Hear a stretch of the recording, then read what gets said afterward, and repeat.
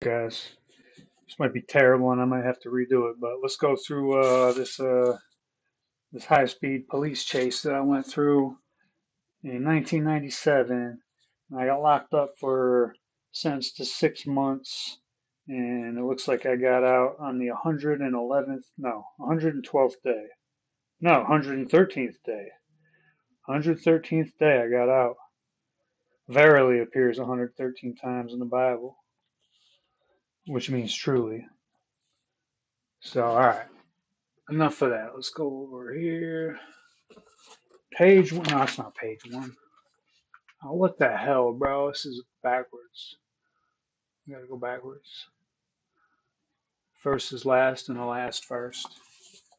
Those who attempt to save their lives will lose them, and those who lose their lives for the sake of the gospel will save them. That's in the Bible. And all the words in the Bible are true. Okay, so looks like 35 days into my jail sentence, I became a trustee, which means I started working in the jail, and the trustees would get a different color of clothes. So we got to wear blue clothes instead of orange or green. And then we would get double portions for breakfast, lunch, and dinner. So our tray would literally have twice as much food on it as everybody else's. Is that not some bullshit or what, dude? Is this world not just total garbage? Just needs to go down the sewer or what? And then also, when you're in jail, they charge you for every day you're in there. So this is why I thought it a good idea to become a trustee, because then you don't get a bill when you get out. No bill to pay. Your bill is paid for. You paid your bill by doing work in there. So I got some other things written down on this calendar. 1 month, 42 days into my sentence, I put my baby's birthday. I don't know who that was at the time. I think it was Jen. Yeah, definitely Jen. And then day 43, I wrote Aunt Jean's birthday. And then day 46, I wrote Father's Day. That is so cool because your genetics are 46, 23 and me, 23 from father, 23 from mother. So day 46 was Father's Day when I was in jail. Day 54, Sharon's birthday. Day 59, my birthday. So July 1st was day 59, and I was locked up. I think let's see, I'm just looking over this front page again. So yeah, that's it. I thought I was going to get an early release on day 110, but it looks like I didn't actually get out until 113. All right, so page one. And if there's private information on here, I don't really give a shit because it's the end of the world. So have fun. Do whatever you want to do. Handcuffed behind back and double locked. Four-door sedan. Um, Four-door green 98. License plate 108 WHY. 108Y. That's cool. They said I was 5'9". That's some bullshit. I'm at least 5'10" and a half. Brown shirt, brown. This looks like shit face, but it's like brown shirt, style shirt, slim, skin tone fair, fair skinned male. So they interviewed my sister, Heather Rowe. Um, I guess they interviewed me. I don't know. If they did, I didn't tell them shit. Tell them nothing. Told them nothing, and they got nothing. All right. So impounded from crash scene by Milan Police Department. Nature, attempt murder. Total horse crap. Stay tuned for that. Scene Bishop Road in York Terrace, York Township. Date. No way. No way, church people. 924. 924. Book of Haggai. 924. The Book of Haggai is only 2 chapters. And it says at approximately 2330 hours. 2330. So what that'd be 11:30 p.m. Is that all on the first page? This looks like everything on the first page. All right. So page 2. They interviewed. This happened in '97. They interviewed my friend Nathan Pine. Wait till you see the handwriting in this document, dude. This handwriting is wild. It's like, honestly, it's beautiful. Not what you're seeing right now, but so I interviewed Nathan Pine and my mother, Teresa Ann Rowe, Mother Teresa. Business phone 995-8711. I remember that now. I would have never been able to tell you my dad's business phone number, but yeah, now it rings a bell. So Nathan Allen Pine. Wonder how he's doing. If anybody knows him, send him this video. 12180. His birthday, 121. He was born before me.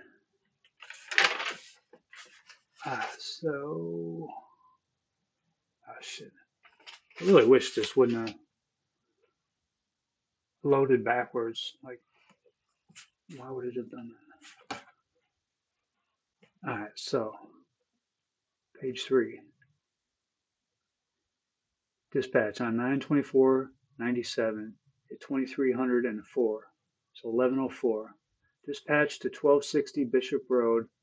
I didn't realize it was that. Wait a minute. So this would have been around noon. This was not at night. Oh wait, no, 2300 is at night. See, that does not ring right to me. Like, it was daytime. It was not nighttime. Dispatch at 23:04 hours. I don't know. Whatever. Moving on. A family trouble involving an intoxicated and suicidal teenager. I would say that both of those were very true. Very true. Information. While en route to the scene, something was advised by dispatch. The suspect, Robert Rowe Jr., had just left in a dark green BMW and was currently on Bishop Road driving towards Moon Road. U.S. actions. U.S. What is this U.S. before I read this whole freaking report? U.S. I don't know. It's county people. U.S. actions. U.S. began checking the area for the vehicle.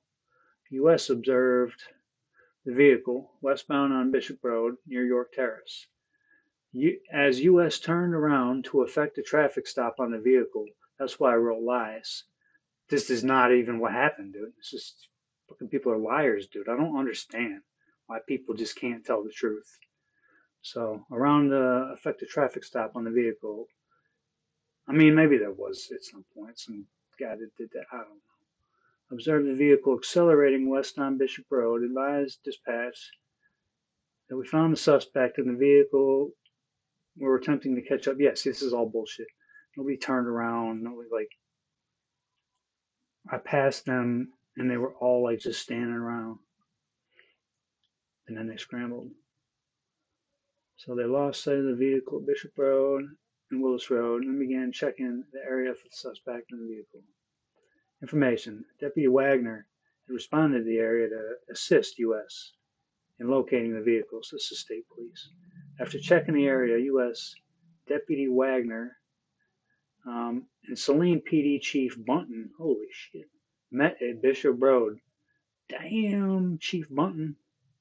I realized the chief of police. Yeah, I guess I did. I think he's the one that took care of my sister afterwards.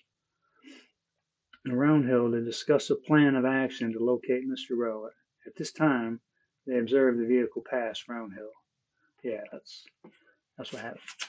So I passed these dudes. They saw me, then they looked like they all saw a ghost, And then I scrambled toward the car, and it just sent me into flight because, like, and they knew that that's what, like, this is how these people operate, dude. There's ways to do things, and there's ways not to do things. They choose to do the things the wrong way to provoke, to instigate, to just, yeah. They know exactly what I'm talking about, too. So if you're one of them and you're listening, you can give me a thumbs up and, yeah, you know what I'm talking about. As the vehicle passed U.S. location, the vehicle horn was being sounded. This was my sister. As I'm driving, my sister's honking the horn. She's trying to rip the keys out of the ignition. She's trying to shove the car into park while I'm driving. Like, she's just being a psychopath, dude. And there's no problem. I'm fine. I'm fine to drive. We were literally just going to get cigarettes, and she's in the car being a psychopath. Okay? So this is what happens when you let the wrong people in your life, and a lot of times you can't deal with it. Usually it's your own family, your own friends, your own coworkers that you're just trapped around, dude. And they drain all your energy, and they make all the wrong decisions, and they never support you, and they're always against you. There's an expression that goes, keep your friends close, but your enemies closer. That's not an expression. That's the truth. That's what happens. Where the hell am I? All right, so U.S. Deputy Wagner and Chief Bunton police, out of attempt to stop the vehicle, this guy's got shitty handwriting like me, advised Deputy Wagner to continue following the vehicle as U.S. cut down York Terrace to prevent Mr. Rowe from going that direction. Shortly after turning onto York Terrace, Deputy Wagner requested an ambulance because a female passenger had been thrown from the vehicle. A few seconds later, Deputy Wagner caught up to the BMW and became involved in the pursuit. Report number 9640696. U.S. responded to the area where the female, later identified as Heather Rowe, had been thrown from the vehicle. Chief Bunton had Mrs. Rowe in his vehicle and stated he would transfer Mrs. Rowe to the hospital.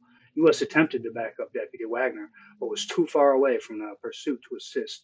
U.S. responded to 1260 Bishop Road to make contact with Robert and Heather Rowe's mother, Teresa Rowe.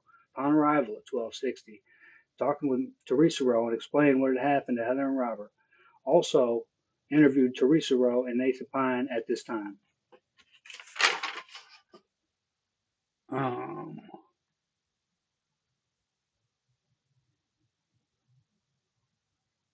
what the hell?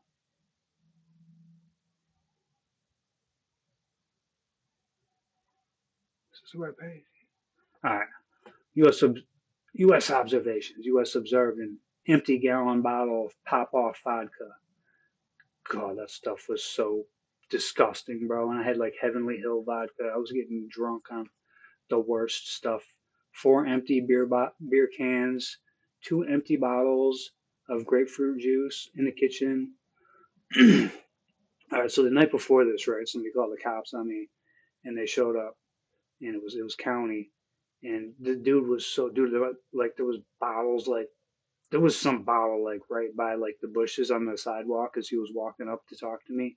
He literally used his foot and pushed it under the bush and didn't say a word about it, and like just kind of did his little interview thing with me because he was sent over and told me to be safe and have a good night. When he left, I was like, holy crap! I can't believe he did that. Like, that was so cool.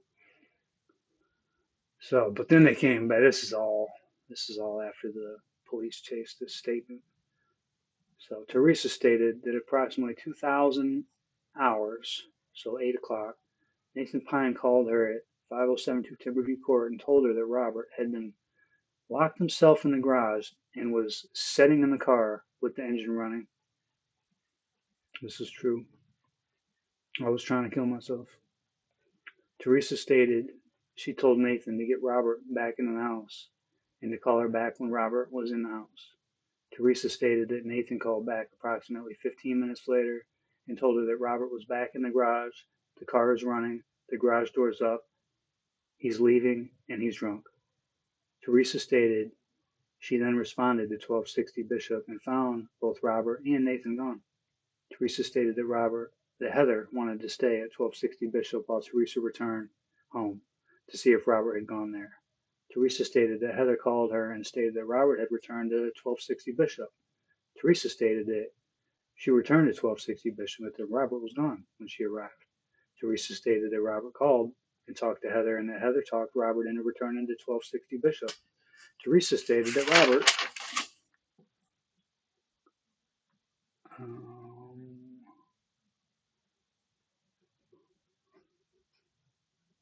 pulled up down the street and that Heather went out to meet Robert. Teresa stated that Robert has been diagnosed with depression. Teresa also stated that Robert attempted to overdose on Advil and NyQuil within the past month. Teresa stated she has been attempting to get Robert into psychiatric treatment, but has not been able to as of yet. So, one thing to take away from this is I never had any problems before I got put on pharmaceuticals.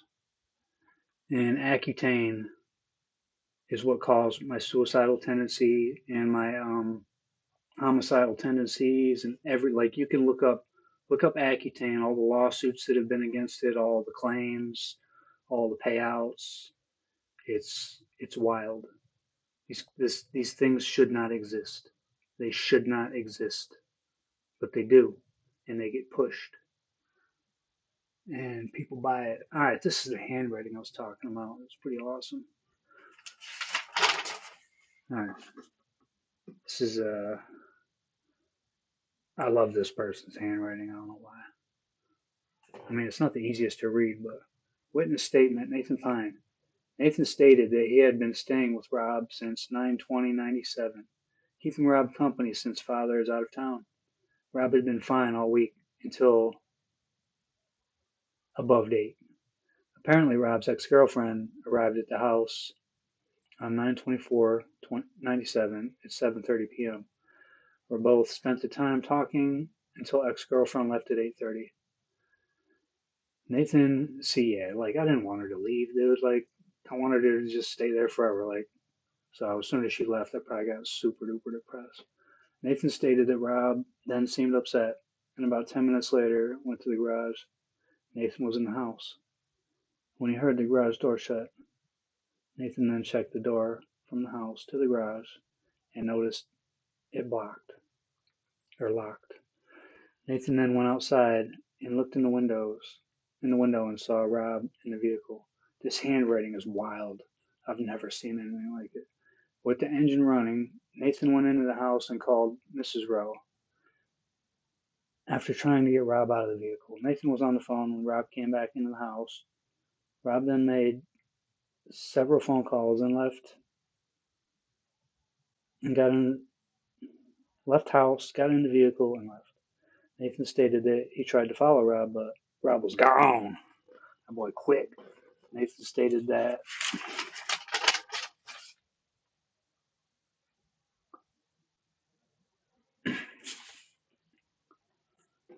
Rob had a drink in his hand at 7:30 a.m. Oh God, on 9/24/97. Becca, quit drinking.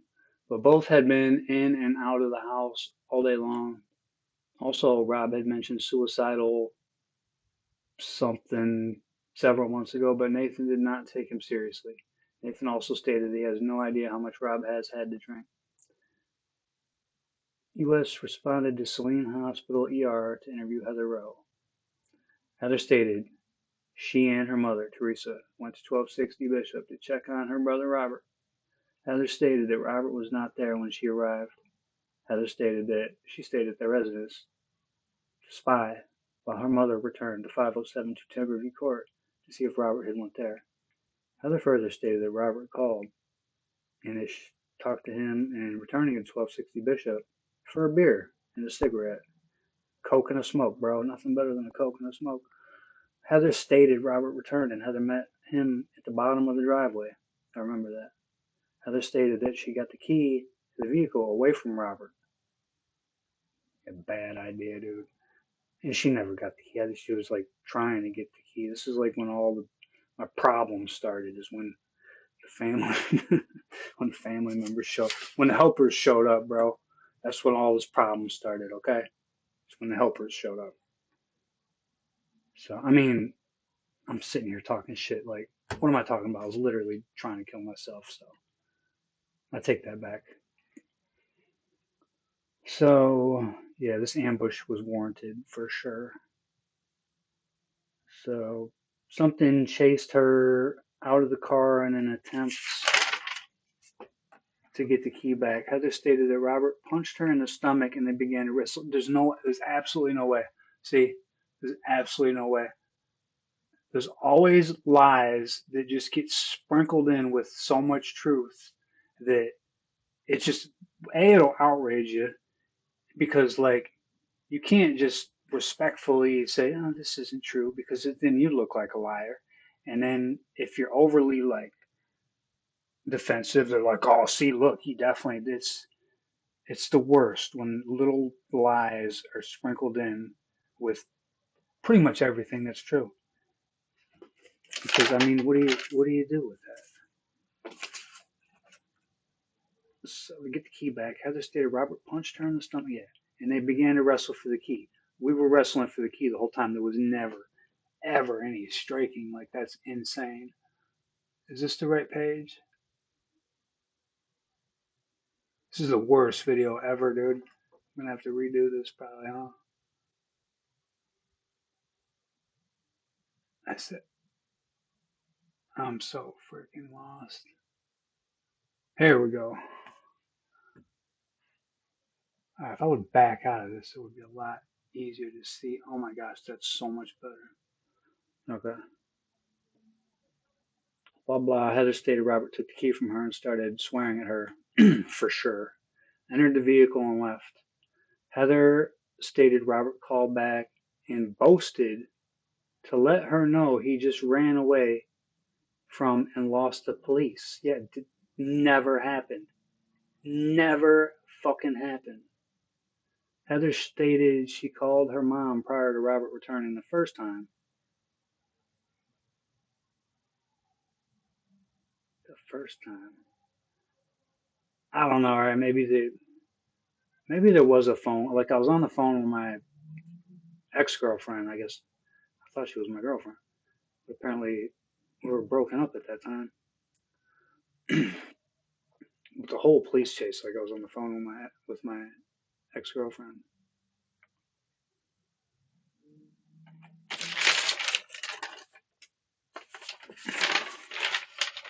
Mm.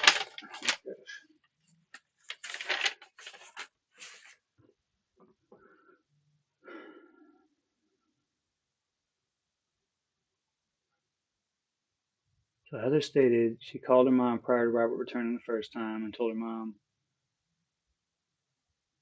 he was returning. Heather stated that when Robert chased the second time, she talked him into returning again to the residence.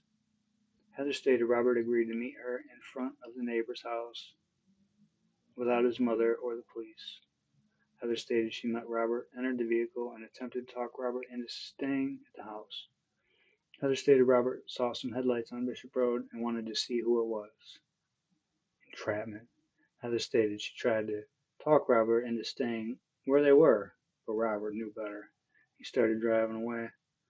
Robert stated she saw the police cars at Bishop and Roundhill Court and she started honking the horn to get their attention. Yep. Heather stated that Robert started punching her and pushing her. Absolutely not. All I did was created a stiff arm. I literally used my right. I was using my left hand to drive, and my right arm just became what do you call it? Like a block. Like I just was literally just trying to keep her away from the horn. What do you call that when you? I don't freaking know. Keeping somebody at distance. That's what it's called. Using your arm to keep somebody at distance. So she was trying to get the police's attention. I was trying to get her to stop honking the horn. And then I accelerated because, yeah, fight or flight is real. And, yeah, 99% of people, they like to fly. Interview Heather Rowe. Pulled out behind him, Heather stated that she had her hand on the door handle as he entered the curve. Okay, so why did they charge me with attempted murder? Can you tell me that? You got the police report right here. Why would they charge me with attempted murder? When it says right there, she had her hand on the door handle as he entered the left curve. They didn't even put left. As he entered and then you can see there's like a big space there, and then they skip and put the word curve. This is how these people operate. Corruption at every level, every institution, everywhere across this planet. If you think I'm lying, you're a fool. Heather stated she pushed the gear shifter in the park, and Robert pushed her once more. See, I can't even read this. Heather stated she believed the vehicle was traveling 70 to 80 miles an hour. There's absolutely no way. It was like a. Alright, so Heather stated she hit the road, rolled, jumped up, and waved down the police. This is exactly true. This is why I didn't even stop, dude. She was like, as soon as I heard the car door shut and I looked over and I seen her gone, I looked in my mirror and I literally seen her getting up, like a fucking trooper. And I was like, wait, what, huh? And then, yeah, my brain just said, go, screw everything, go. So Deputy Wagner stated Heather jump up and wave him down. And Heather told him he went that way. He went that and pointed west on Bishop Road. Believe that? You should give me up. Giving me up. Snickers. Chief Bunton stated he saw Heather roll across the road, stand up, wave, traveling approximately 50 miles an hour. That's probably about right. Deputy Wagner became involved. Suit was terminated, and Robert was involved in a crash in Milan. They terminated it when I drove between two semis doing 150 miles an hour. That's when they terminated it. And they might have even terminated it a little bit before that. But I don't know. Milan City PD took Robert into custody, fleeing and eluding. Responded to the scene and took control of Robert. Robert was transported to St. Joe's by HVA, treated, read Miranda's, released. Robert stated he wanted to talk to the family attorney. Smart kid. U.S. something Robert Rowe at the Washtenaw County Jail to be held for arraignment of charges of attempted murder and fleeing and eluding.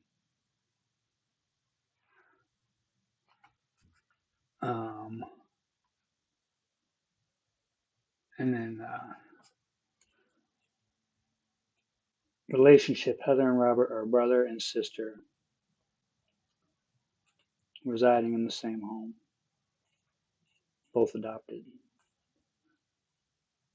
from different families.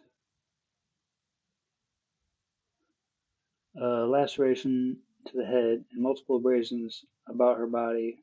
She was advised by Saline Hospital that she had no life-threatening injuries or internal injuries, but she was going to be transported to St. Joe's and admitted for observations. So Heather was treated and later admitted to St. Joe's for observation. Notified the DV call. Detective Squires responded to Seleniar, interviewed and photographed. I wrote police are criminals, which some of them are. Is that it? That's it. Good luck. Have fun. Love you guys.